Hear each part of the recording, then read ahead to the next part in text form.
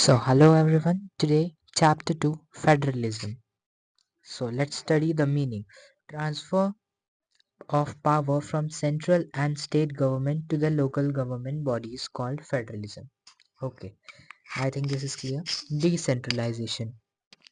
Decentralization means हम लोग अगर सेंट्रल गवर्नमेंट से पावर लेके स्टेट गवर्नमेंट को दे देते हैं और स्टेट गवर्नमेंट से पावर लेके लोकल गवर्नमेंट को वो दे देते हैं, इसी को हम लोग डिसेंट्रलाइजेशन बोलते हैं। अब हम लोग आगे बढ़ते हैं तो India's language and policy.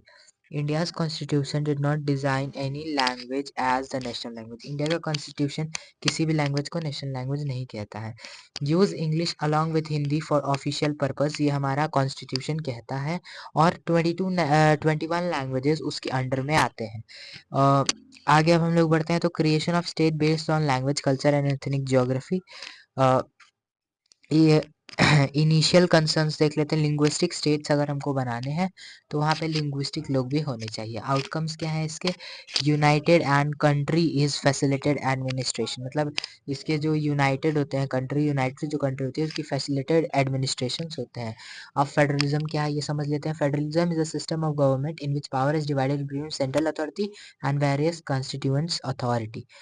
I think this is clear. Features of federalism देख लेते हैं। मल्टीपल लेवल्स इसके होते हैं।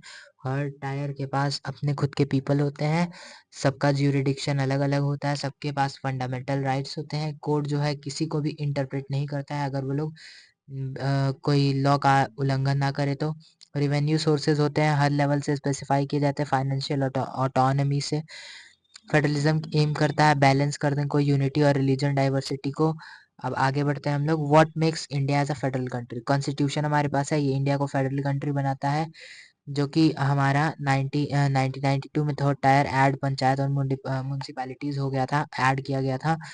अमेंडमेंट प्रोसेसेस भी हमारे इंडिया को फेडरल कंट्री बनाते हैं, जो कि 2/3 ऑफ मेजॉरिटी ऑफ रिक्वायर करते हैं पार्लियामेंट हाउस में।